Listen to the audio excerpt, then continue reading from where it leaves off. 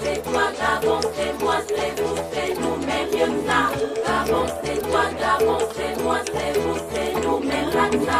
Gabon, c'est toi, Gabon, c'est moi.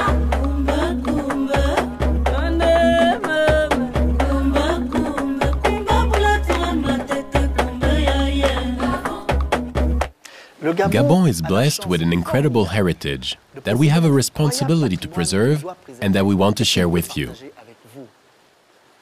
Can we reconcile tourism development and nature conservation? Well, that is exactly what we are planning to demonstrate to you.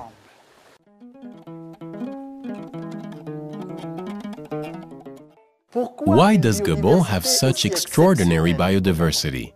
The primary reason goes back 160 million years. First of all, I would like to tell you my version of why Gabon has such an exceptionally rich natural heritage. Listen to a story that is told today by our elders in northern Gabon.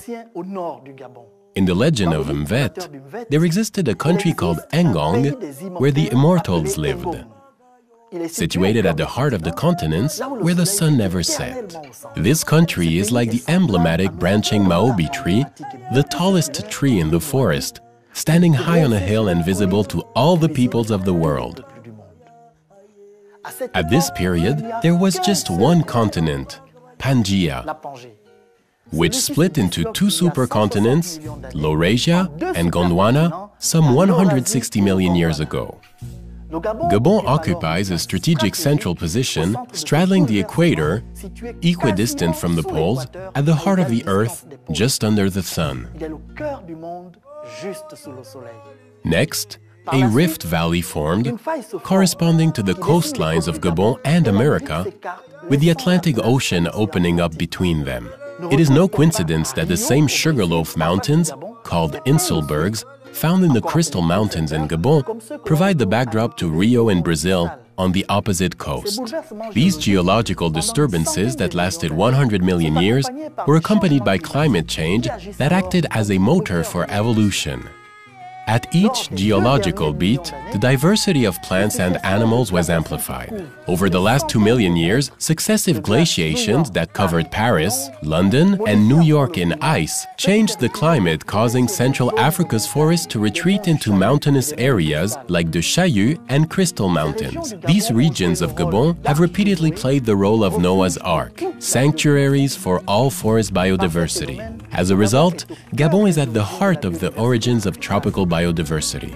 In their turn, the forest-savanna mosaics and the areas of coastal lagoons and mangroves represent veritable natural laboratories of evolution, where contact zones between different ecosystems have given birth to new species of plants and animals. It may well be that this is where our own species diverged from our closest animal relations, the great apes that still inhabit our forests, some 5 to 6 million years ago. So isn't Gabon at the heart of evolution, just under the sun? That's why it is important to preserve all of the original features of Gabon's territory, the heart of our planet, intact.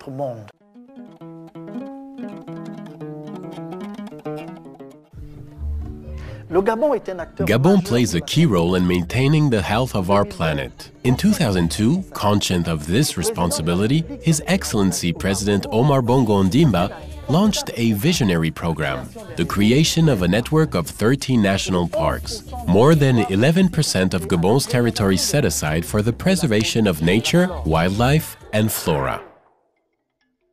The Ivindo National Park covers 3,000 square kilometers, covered in intact tropical rainforest, and with the imposing 70-meter-high Gigi Falls and Kungu, Central Africa's most impressive waterfall complex, Ivindo is truly spectacular. In the Longwe Basin to the south, there are extensive rocky outcrops as well as Bai, an open marshy clearing isolated in the rainforest whose mineral-rich soils attract large numbers of elephants, buffaloes, sitatungas and gorillas from far and wide. Only discovered in 2000 by the explorer Dr. Mike Fay during his remarkable Mecca transect walk across the Congo Basin, the wildlife around the clearing has been so little exposed to human activities that they have almost no fear of man and are easy to observe. The gorillas at Langwe are quite different to the mountain gorillas of Rwanda and Uganda. They are more frugivorous, and their limbs are slightly longer, allowing them to climb into fruiting trees more easily. In 2004, 7 gorilla groups were using the baai. It is difficult to predict when they will visit, but they are seen more frequently in the dry season, generally early morning or late in the afternoon. The forest elephants in Ivindo also have their particularities. They are characterized by their small, rounded ears and straight, down-pointing tusks. The exceptional feature of the baai is the number of massive bull elephants, which are sometimes seen fighting to defend a particularly rich patch of mineral soil or to impress receptive females. The undisturbed forests of Ivindo have other treasures to offer, including the highest diversity of rainforest birds in all of Central Africa. There are at least 430 species, including the mythical rockfowl. Bird watchers also seek out rare primary forest raptors, terrestrial species, and huge flocks of African gray parrots that roost in raffia palms along the rivers at night. All along the Gigi River, numerous slender-snouted crocodiles like to sun themselves on exposed branches and tree trunks. The majority of the slender-snouted crocodiles are relatively small, but some individuals exceed 3 meters. Ivindo National Park is the best site in Africa to see these crocodiles. But watch out, their speed can sometimes startle you. This is also the best place to see families of Congo clawless otters foraging along the banks or peeping through the surface of the river. The river has a real wildlife spectacle to offer to any adventurous kayaker.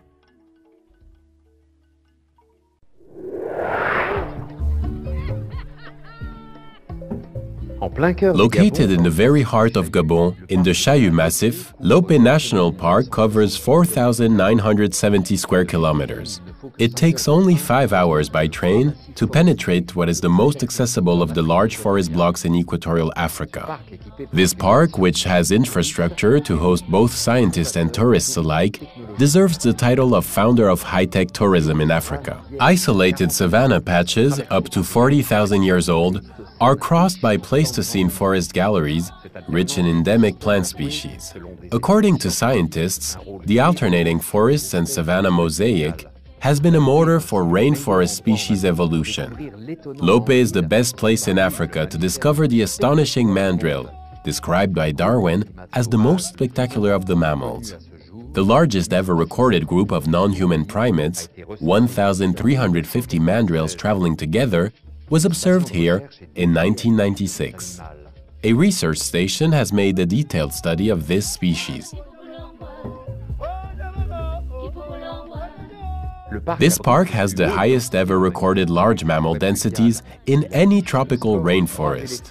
It has a score of 3 elephants per square kilometer, a record in Africa, but it is also home to important populations of gorillas and chimpanzees. To date, 412 bird species have been observed, including a small population of the very rare Ja River warbler. One can also see 7 hornbill species and the mythical rockfowl, of which only 5,000 individuals are thought to exist. Lope National Park also contains archaeological treasures. The oldest signs on humans yet recorded in Central Africa, dated to at least 400,000 years, are from the Lope area, which also has numerous more recent stone arrowheads, thousands of rock engravings from the Iron Age, and countless other signs of human habitation. A living laboratory and a window on the past. Lope was declared a World Heritage Site in 2007 by UNESCO.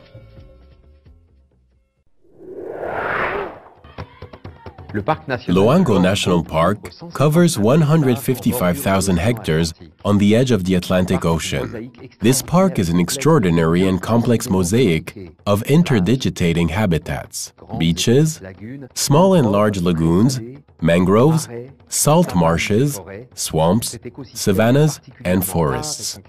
This ecosystem is extremely rare, and its exceptional character is emphasized by the fact that it has been particularly well conserved. On the most extensive expanse of virgin beaches along the Atlantic coast of Africa, one feels that time has stood still. Elephants, hippos, crocodiles and buffaloes wander around peacefully, whilst marine turtles drag themselves out of the ocean and up the beaches to lay their eggs in sandy nests.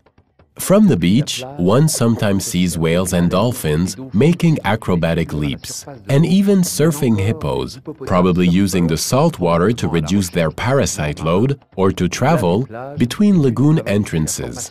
Behind the beaches, dunes promote the formation of lagoons. Behind these, there is a belt several kilometers wide of grassy prairies. These savannas are often teeming with elephants, attracted to the succulent fallen fruits of the ikakir or of the ozuga tree, with buffaloes and with impressive bands of up to 200 Red River hogs. But Loango is a real paradise for bird watchers, with its many bird species, including the famous African river martin, a large-back red-billed swallow, and the rosy bee-eater, both of which nest in the savannas.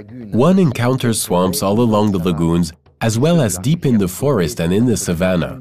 But those along the Ngove River, extending 45 kilometers along the river in a 5 to 10 kilometer wide band, are absolutely unique. No other site in Africa has anything similar. These swamps are very important for wildlife.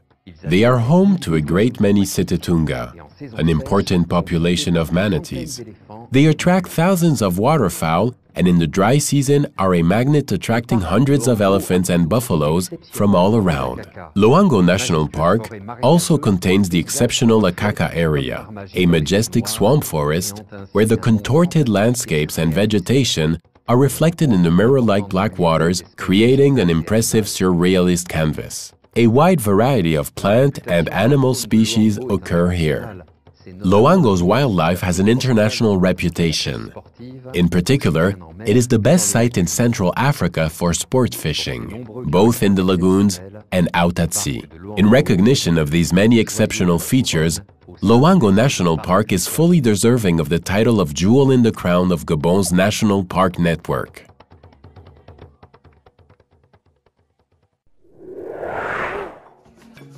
Situated less than an hour from Libreville, Pongara National Park covers 870 square kilometers between the left bank of the Como estuary and the Atlantic beach. Wild nature at the gates of Libreville. Majestic mangroves dominate much of Pongara, and it is a great place to admire their strange forms and stilt roots. These mangroves teem with life. The tangle of roots, which stabilize the soil and provide protection from storms and erosion, provide protection for millions of fishes, frogs, crabs, and mud skippers, a curious little fish that can move about out of water like a frog to hunt insects. Pongara's beaches are also frequented by the coastal wildlife. One sometimes spots hippoprints and crocodile tracks between the lagoons and the sea. Hundreds of marine turtles nest on the beaches each year, and pods of humpback dolphins hunt for fishes in the coastal waters of Pongara. The sandbanks and mudflats attract many waterfowl. Damara terns, a threatened species, lives along the Gabonese coastline outside of its breeding season. The forest, savanna mosaic in Pongara, has many species of flowers, insects and birds, but you also occasionally encounter mammals such as forest buffalo, red river hogs, and the red-caped mangabe monkey. This variety of landscape is a nice sample of the natural spectacle Gabon has to offer. However, there is another diversity in Pongara, its visitors, who flock to the beaches close to Pointe Denis to swim and soak up the sun, who fish from boats in the mangrove, and nature lovers walking along newly constructed trails.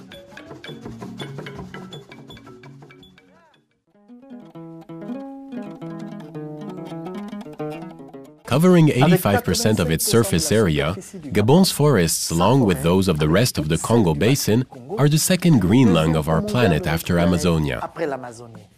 Almost 40% of the forest block, the last in the biosphere, remains undisturbed. Gabon's forests are amongst the richest in Africa, with more than 8,000 plant species. Protected within a natural network, new species continue to appear and continue their evolutionary pathways. Protecting this heritage is one of the key challenges for the future of our planet.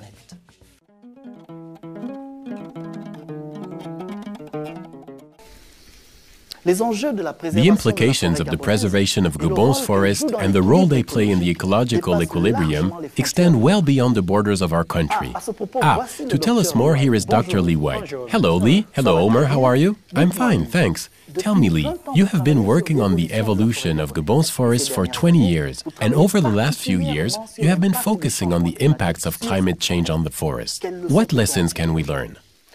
Well, as you know very well, by day the trees and all the vegetation absorbs carbon dioxide, the famous CO2, converting it by photosynthesis into sugars that allow trees to grow by making wood, which itself represents a stock of carbon. Capte environ 2 tonnes de plus. Ce sont en quelque sorte les intérêts sur le stock initial. This is one of the reasons why politicians, scientists, citizens and NGOs are all working in the field to preserve Gabon's rainforests. Every second, the forests of Gabon stock 1 ton of CO2. Another example. In 8 minutes, Gabon's forest absorbed the equivalent of all the CO2 emissions of a person in a developed country during their entire lifetime. That's an average of 6 tons per year for 80 years, or about 480 tons of CO2 recycled by the forest. An impressive figure. In total, the carbon in the Congo Basin forests represents around 100 billion tons, to which you should add about 400 tons fixed each year. It is evident that the efforts made by Gabon to preserve its rainforests for the planet and for us all are crucial. Its forests are a global heritage that we all depend on.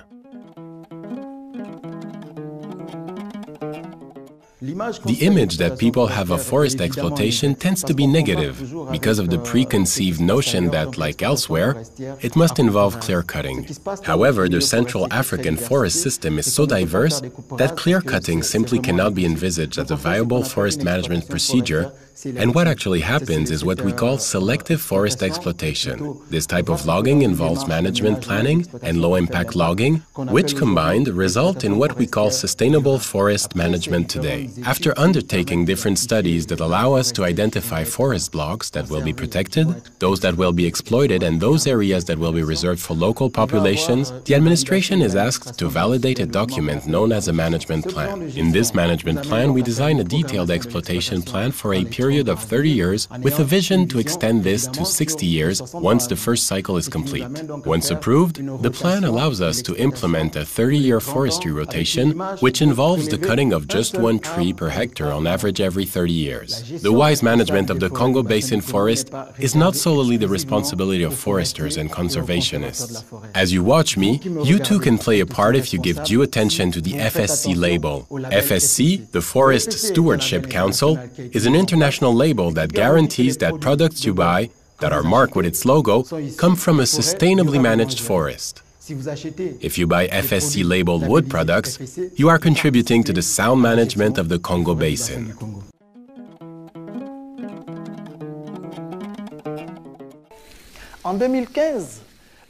Our vision is that by 2015, Gabon will be the #1 international destination for African rainforest tourism and a 21st century model for well-run national parks. This will only be possible if we manage to preserve the exceptional natural resources of our country in their pristine and intact state. Well, that is exactly the idea behind ecotourism. The idea is to protect nature whilst also allowing visitors to experience their splendor. And if we add the notion that this tourism should integrate local cultural heritage and the well-being of the population, we arrive at the concept of geotourism. But our primary objective in Gabon is to develop sustainable tourism.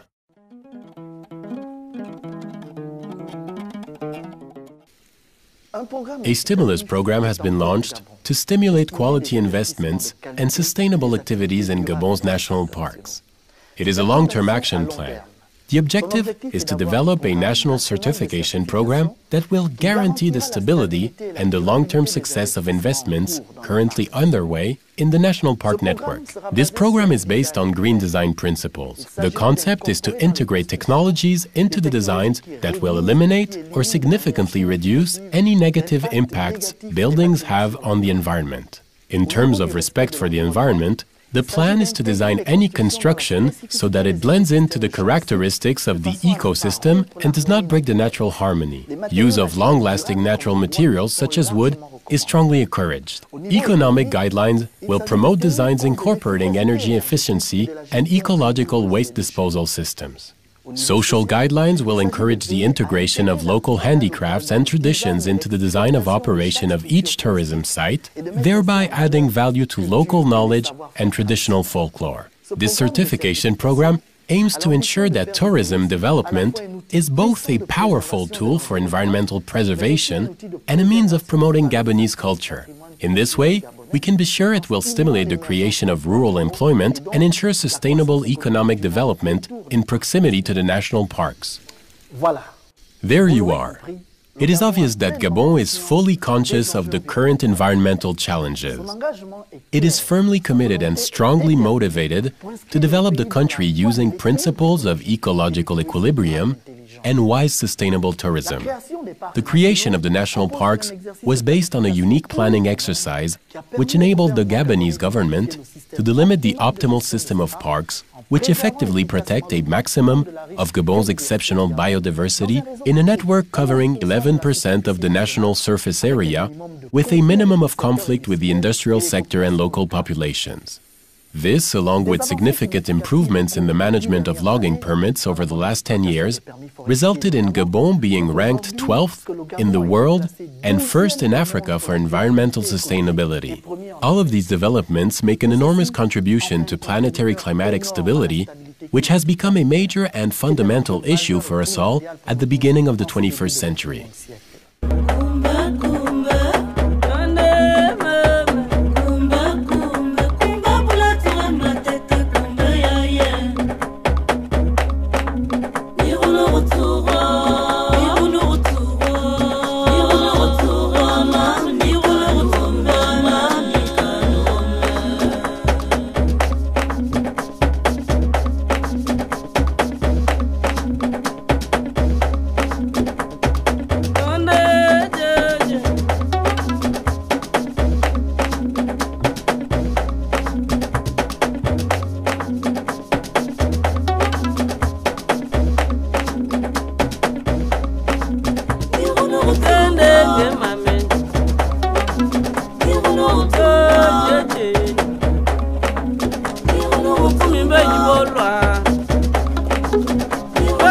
Le 5 000, t'as une balle, va te porter.